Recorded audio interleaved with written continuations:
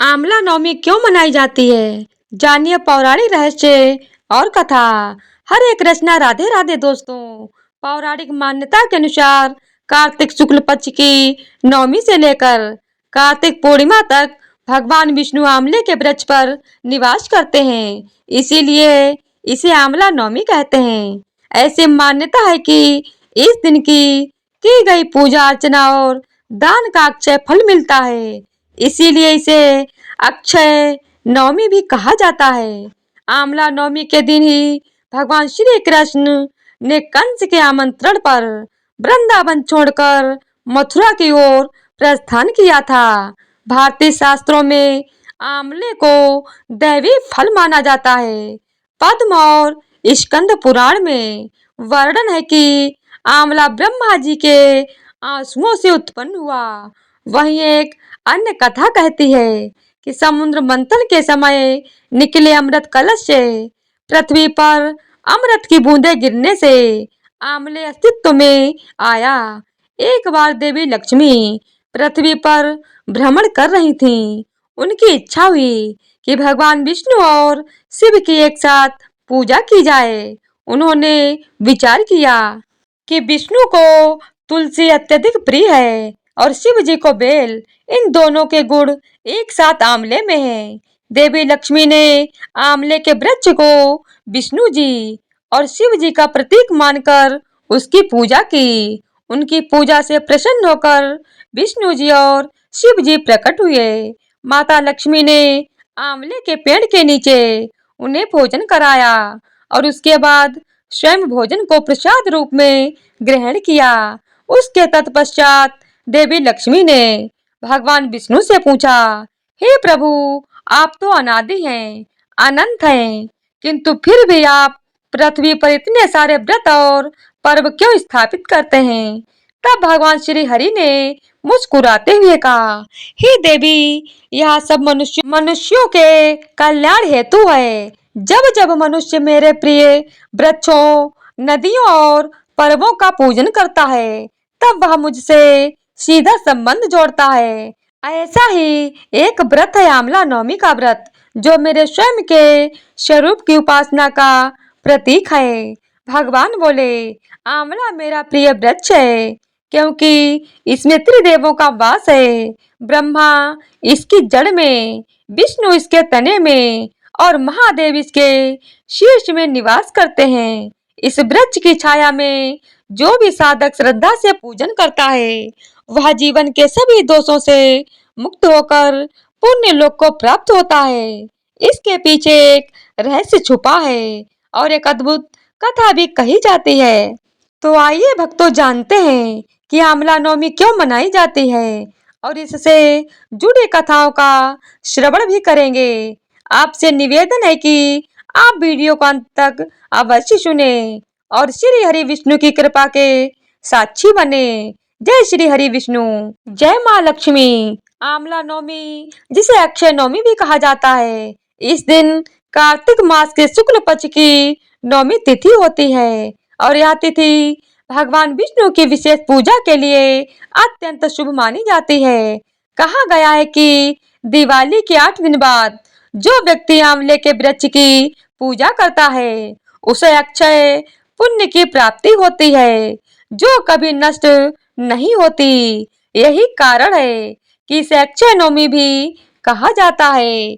वैदिक पंचांग के अनुसार 30 अक्टूबर को सुबह 10:06 पर कार्तिक माह के शुक्ल पक्ष की नवमी तिथि शुरू होकर 31 अक्टूबर को सुबह 10:03 पर समाप्त होगी। इसके बाद कार्तिक माह के शुक्ल पक्ष की 10वीं तिथि शुरू होगी। जो भी भक्त इस अवधि में व्रत पूजन करते हैं, उन्हें अखंड सौभाग्य, आरोग्य और श्री हरि की कृपा प्राप्त होती है। इस दिन महिलाएं विशेष रूप से आंवले के वृक्ष के नीचे बैठकर संतान, सुख, आरोग्य, धन समृद्धि और पारिवारिक शांति के लिए पूजा करती हैं। कहा गया है, जहाँ आंवले का वृक्ष होता है, वहाँ भगवान श्री हरि विष्णु जी का वास होता है। कार्तिक मास में श्री हरि का निवास आंवले के वृक्ष में होता है, जो कार्तिक पूर्णिमा तक बना रहता है। इसीलिए इस पूरे मास में आंवला वृक्ष की पूजा को महापुण्यकारी माना गया है। कहा जाता है कि दिवाली के बाद जब समस्त दिशाएं दीपों से प्रकाशित होती हैं, तो पृथ्वी पर देवताओं का जागरण आरंभ होता है। देव उठनी एकादशी से 2 दिन पूर्व अर्थात आंवला नवमी पर भगवान विष्णु की उपासना और प्रकृति सेवा का संगम होता है। दिवाली के बाद यह दिन इसलिए भी महत्वपूर्ण है क्योंकि दीपावली का उद्देश्य अंधकार को दूर करना होता है और आंवला नवमी का उद्देश्य उस प्रकाश को स्थायी बनाना है जो केवल दीपों में नहीं बल्कि हृदय में भी जलता रहे। धार्मिक ग्रंथों में कहा गया है कि आंवला का वृक्ष केवल एक पेड़ नहीं बल्कि अमृत कलश है। इस दिन वृक्ष की शाखाओं से अमृत तुल्य ऊर्जा बूंदों के झरने का प्रतीकात्मक वर्णन मिलता है। प्राचीन मान्यता है कि इस दिन आंवले के वृक्ष से अमृत की बूंदें टपकती हैं। इसीलिए इसके नीचे बैठकर भोजन करना, दान पुण्य करना अथवा परिवार सहित भक्ति भाव से गीत गाना, यह सब आरोग्य, सुख, शांति और संतति वृद्धि देने वाला माना गया है। यही कारण है कि इस दिन वृक्ष के नीचे भोजन करने की परंपरा आज भी जीवित है। आंवला नवमी के पीछे कई पौराणिक रहस्य छिपे हैं, तो आइए जानते हैं उन रहस्यों के बारे में। कहा जाता है कि इस दिन द्वापर युग का प्रारंभ हुआ था। कुछ पौराणिक कथाओं के अनुसार भगवान विष्णु ने इस दिन कुष्मांडा नामक राक्षस का वध किया था। इसीलिए इसे कुष्मांड नवमी भी कहा जाता है। कुष्मांड का अर्थ होता है कद्दू, अतः इस दिन कद्दू का दान भी अत्यंत शुभ माना जाता है। इस व्रत में आंवले का फल प्रसाद के रूप में महत्वपूर्ण भूमिका निभाता है। लोग व्रत रखते हैं, भगवान विष्णु जी की पूजा करते हैं और दान करते हैं, जिससे उनके सभी संकट दूर हो जाते हैं। इस दिन मथुरा, वृंदावन और अयोध्या जी की परिक्रमा का विशेष महत्व बताया गया है। कहा गया है कि जो भक्त कार्तिक शुक्ल नवमी के दिन वृंदावन या गोवर्धन की परिक्रमा करता है, वह सीधे वैष्णव लोक में स्थान पाता है, क्योंकि भगवान श्री कृष्ण ने कंस वध से पूर्व तीनों वनों की परिक्रमा इसी दिन की थी। यह दिन भगवान श्री कृष्ण के लिए तपस्यात्मक था और भक्तों के लिए आराध्य है। आंवला वृक्ष की वैज्ञानिक महत्ता भी बड़ी अद्भुत है। आंवले में विटामिन सी का सर्वोच्च स्तर होता है, जो शरीर के रोगों से रक्षा देता है। आंवला वृक्ष के नीचे बैठकर भोजन करने से प्रकृति की शीतलता और उस वृक्ष की ऊर्जा मानव तन मन में प्रभावित होती है। यह परंपरा केवल आध्यात्मिक नहीं बल्कि स्वास्थ्य वर्धक भी है। इस दिन भक्त प्रातः काल स्नान करते हैं, श्वेत वस्त्र धारण करते हैं और आंवले के वृक्ष के नीचे दीपक जलाकर भगवान विष्णु का स्मरण करते हैं। वे कहते हैं, आंवले के रूप में स्थित श्री हरि, मुझ पर अपनी कृपा बनाए रखना। पूजा के बाद आंवले का फल प्रसाद रूप में ग्रहण किया जाता है। ब्राह्मणों को आमंत्रित कर उनके लिए आंवले के नीचे भोजन बनाकर दान करना सबसे उत्तम कर्म माना गया है। कहते हैं कि देवताओं ने भी इस दिन प्रकृति की आराधना की थी। जब समुद्र मंथन के समय अमृत निकला, तो देवताओं ने आंवला वृक्ष को अमृत का प्रतीक माना और उसकी जड़ों में अमृत की बूंदें डाल दी। इसीलिए कहा जाता है कि आंवले के वृक्ष में अमृत का वास्तविक वास है। जो भी भक्त इस दिन उसके नीचे बैठकर भोजन करता है, वह शारीरिक और आध्यात्मिक रूप से अमृत का रस प्राप्त करता है। इसी कारण से लोग कहते हैं, दिवाली से प्राप्त प्रकाश अस्थायी है, पर आंवला नवमी से प्राप्त पुण्य अक्षय है। दिवाली के दीपक बुझ जाते हैं, परंतु आंवले की हरियाली साल भर प्रकृति में प्राण भरती रहती है। प्रिय भक्तों, कार्तिक मास के शुक्ल पक्ष की नौमी तिथि को आंवला नौमी या आंवला पूजन कहा जाता है।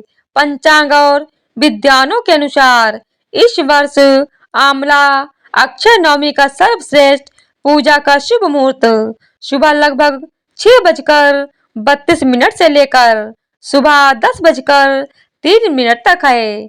इस दौरान वृद्धि योग और रवि योग जैसे शुभ योग भी बन रहे हैं, जिससे पूजा का महत्व और भी बढ़ जाता है।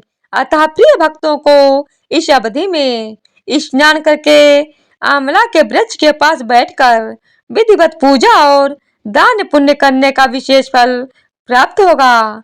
कार्तिक मास स्वयं भगवान विष्णु का प्रिय माह है और इस दिन आंवले के वृक्ष की पूजा करने से भगवान विष्णु और माता लक्ष्मी की कृपा प्राप्त होती है। कहते हैं कि इस दिन जो भी भक्त आंवले के पेड़ के नीचे बैठकर पूजा करता है या भोजन करता है, उसके समस्त पाप नष्ट हो जाते हैं और वह विष्णु लोक का अधिकारी बन जाता है। एक बार देवी लक्ष्मी ने भगवान विष्णु से विनम्रता पूर्वक पूछा, हे प्रभु, ऐसा कौन सा व्रत है जिससे स्त्रियों को अखंड सौभाग्य और परिवार को सुख समृद्धि की प्राप्ति हो। देवी लक्ष्मी की बात सुनकर भगवान विष्णु मुस्कुराए और बोले, हे देवी, कार्तिक मास शुक्ल पक्ष की नौमी तिथि को आंवला नौमी कहा जाता है। इस दिन आंवले के वृक्ष की पूजा करने से सहस्त्र गोदान, गंगा स्नान और यज्ञ का फल प्राप्त होता है। इस व्रत से समस्त पाप नष्ट होते हैं, सौभाग्य स्थायी रहता है और घर परिवार में देवी लक्ष्मी का वास बना रहता है। भगवान विष्णु ने आगे कहा, हे देवी, आंवला वृक्ष में ब्रह्मा, विष्णु और महेश तीनों का वास होता है। इसकी पूजा करने वाला भक्त त्रिलोक के देवताओं का पूजन करता है। यह सुनकर माता लक्ष्मी प्रसन्न हुई और बोली, हे प्रभु, यह व्रत तो सचमुच कल्याणकारी है। प्रिय श्रोताओं, तभी से आंवला नवमी के दिन भगवान विष्णु और माता लक्ष्मी की पूजा का यह शुभ पर्व मनाया जाने लगा। इसके पीछे एक अद्भुत कथा भी कही जाती है। प्राचीन समय में एक नगर था जिसका नाम था कांतपुर।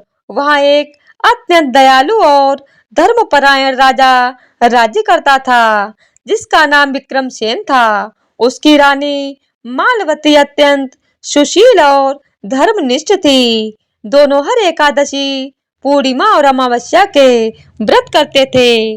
किंतु एक वर्ष ऐसा हुआ कि कार्तिक मास के दौरान रानी गंभीर रूप से बीमार हो गईं। डॉक्टरों और वैद्यों ने बहुत उपचार किए, परंतु कोई लाभ नहीं हुआ। राजा अत्यंत दुखी हुए और उन्होंने भगवान विष्णु से प्रार्थना करते हुए बोले, हे नारायण, यदि मेरे जीवन का कोई भी पुण्य शेष है तो मेरी रानी का दुख दूर कीजिए।